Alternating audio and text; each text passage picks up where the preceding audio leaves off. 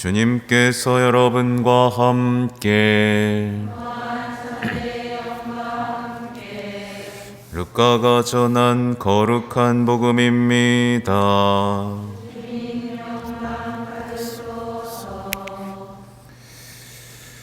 모세의 율법에 따라 정결례를 거행할 날이 되자 예수님의 부모는 아기를 예루살렘으로 데리고 올라가 주님께 바쳤다. 주님의 율법에 태를 열고 나온 사내 아이는 모두 주님께 봉헌해야 한다고 기록된 대로 한 것이다. 그들은 또한 주님의 율법에서 산비둘기 한 쌍이나 어린 집비둘기 2마리를 바치라고 명령한 대로 제물을 바쳤다.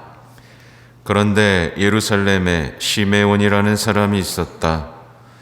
이 사람은 의롭고 독실하며 이스라엘이 위로받을 때를 기다리는 이였는데 성령께서 그 위에 머물러 계셨다. 성령께서는 그에게 주님의 그리스도를 뵙기 전에는 죽지 않으리라고 알려주셨다. 그는 성령에 이끌려 성전으로 들어갔다. 그리고 아기에 관한 율법의 관례를 준수하려고 부모가 아기 예수님을 데리고 들어오자 그는 아기를 2팔에 받아 안고 이렇게 하느님을 찬미하였다. 주님, 이제야 말씀하신 대로 당신 종을 평화로이 떠나게 해주셨습니다. 제 눈이 당신의 구원을 본 것입니다. 이는 당신께서 모든 민족들 앞에서 마련하신 것으로 다른 민족들에게는 계시의 빛이며 당신 백성 이스라엘에게는 영광입니다.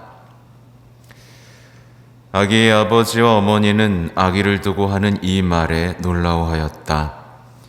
시메온은 그들을 축복하고 나서 아기 어머니 마리아에게 말하였다. 보십시오.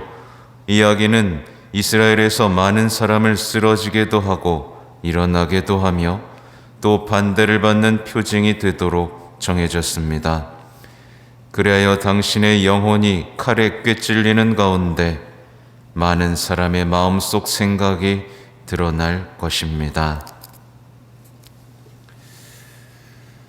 주님의 말씀입니다.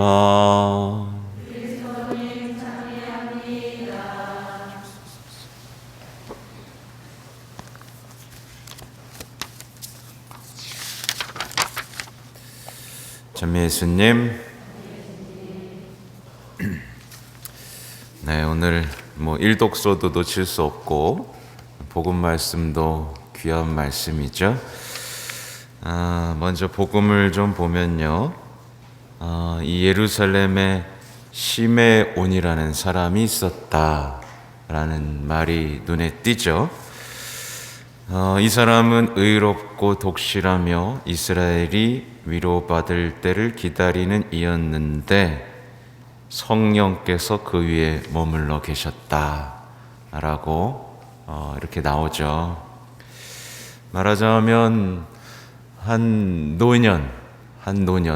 노인이 어떤 모습으로 늙어가고 있는지에 대한 묘사라고 보실 수 있어요. 여기 노인 손 들어볼까요? 노인? 노인이라 그러면 별로 안 좋아해, 그죠? 네, 노년이라면 좀 말이 어감이 그런가? 노인은 좋은 겁니다. 이 사회가 노인을 쓸모없는 취급을 해버리고 이렇게, 그죠? 폄하하기 때문이지 노인은 결코 나쁜 말이 아니에요. 그렇죠? 오늘 그 얘기를 하려고 합니다.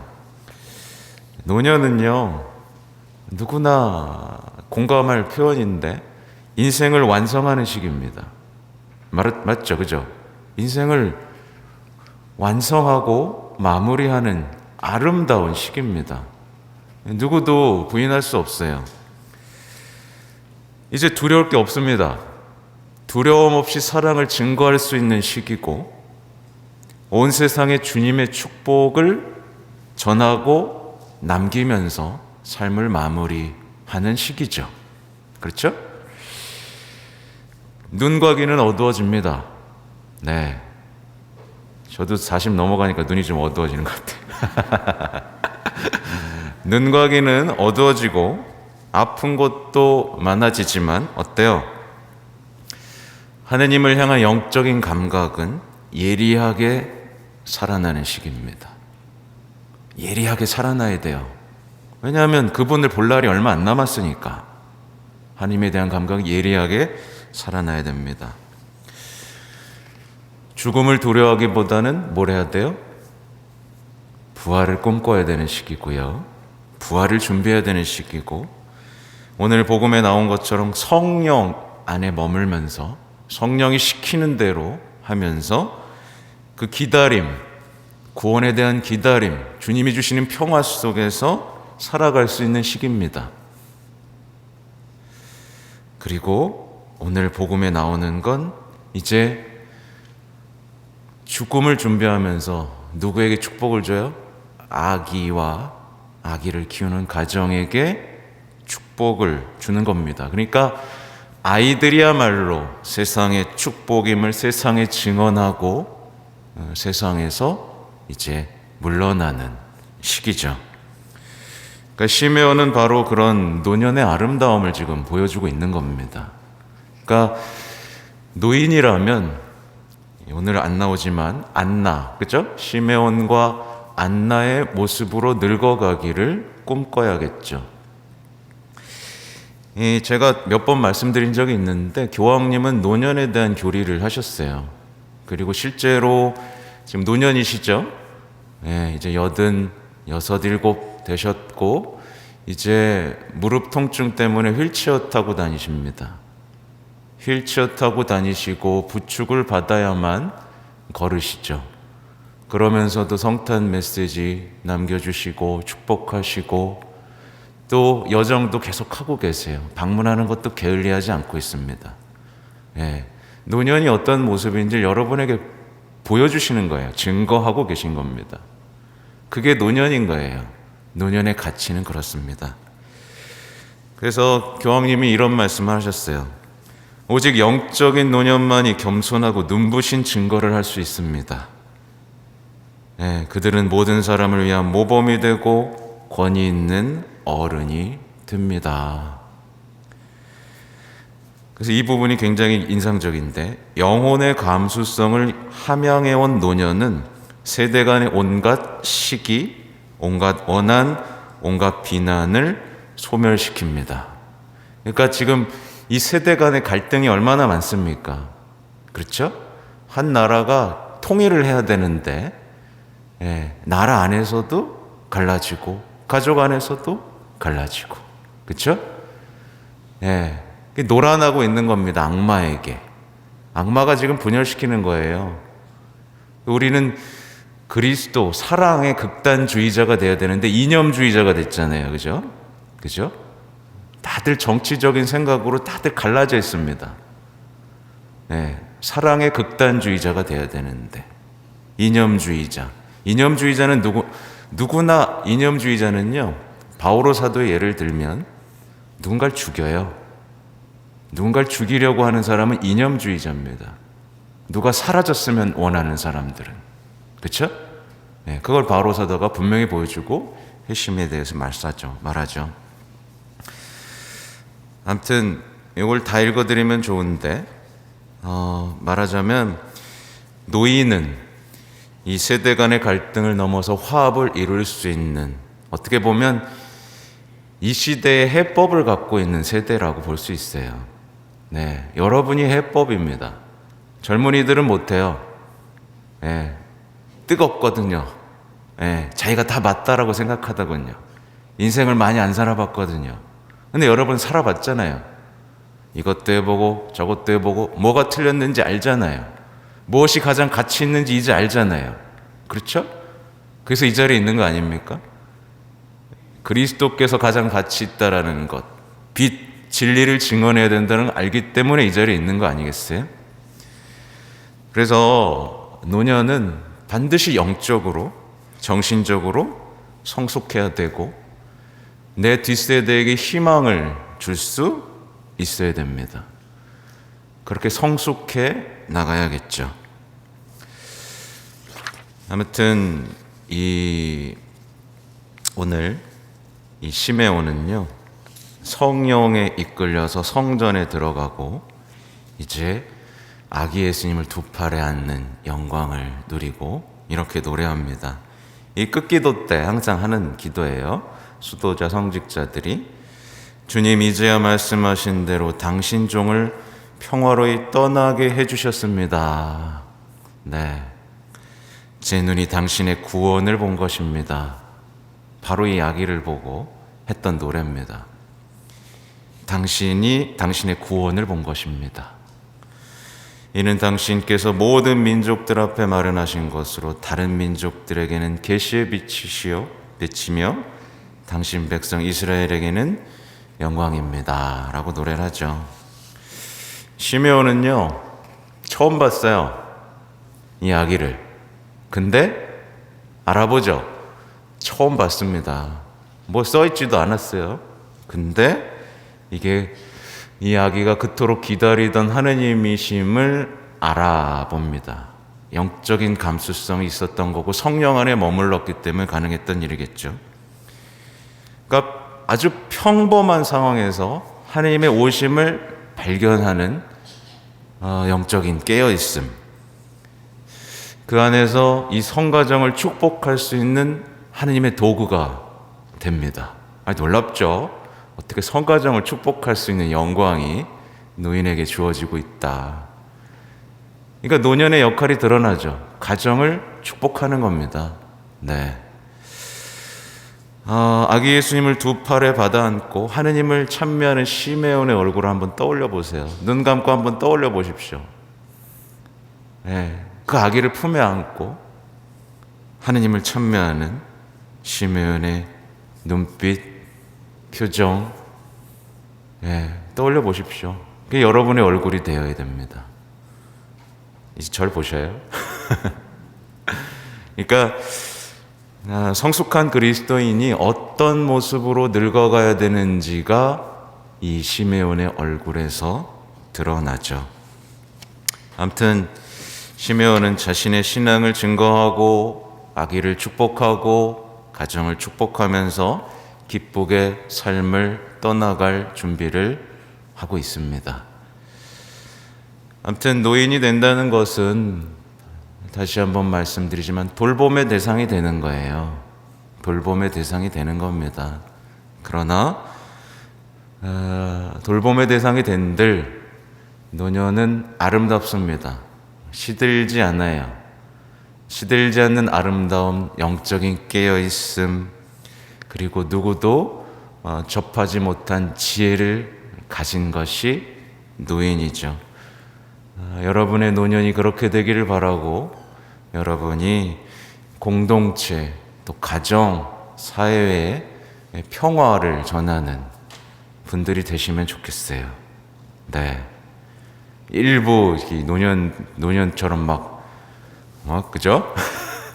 갈등 조장하고 이런 거 말고 우린 평화를 줄 수 있는 사람들이라는 거 잊으시면 안 됩니다.